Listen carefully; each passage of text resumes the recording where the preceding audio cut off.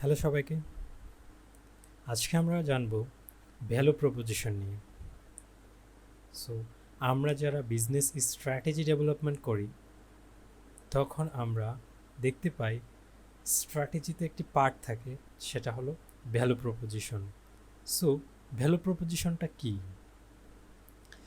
সহজ ভাষায় বলতে গেলে আপনি আপনার কাস্টমারকে যে সেবাটি প্রদান করছেন সেটাই একটা ভ্যালু প্রপোজিশন।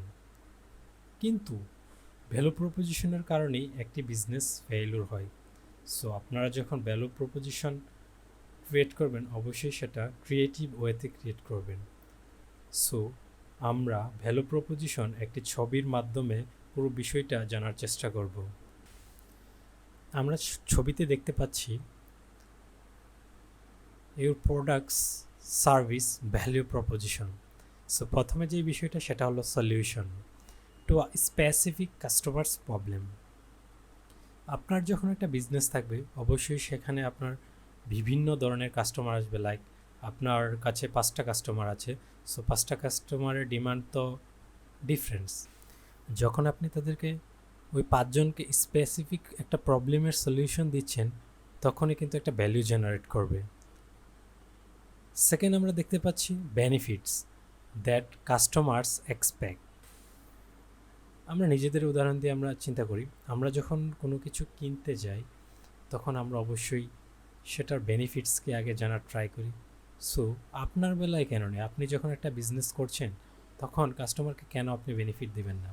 দেখুন, আপনি যখন একটা প্রবলেমের সলিউশন দিচ্ছেন, একটা বেনিফিটস দিচ্ছেন, ডেফিনেটলি আপনার একটা অ্যাডভান্টেজ আসবে। সো অ্যাডভান্টেজে আমরা দেখতে পাচ্ছি over your competitors offering.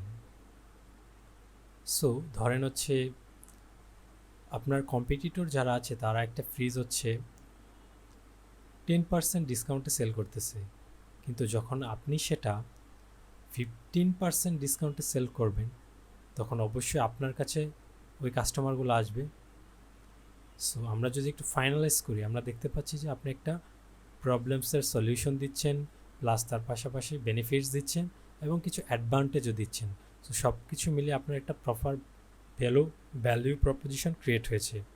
So একটি বিজনেস সাকসেসফুল করার জন্য এই ভ্যালু প্রপোজিশন অনেক গুরুত্বপূর্ণ। ধন্যবাদ সবাইকে।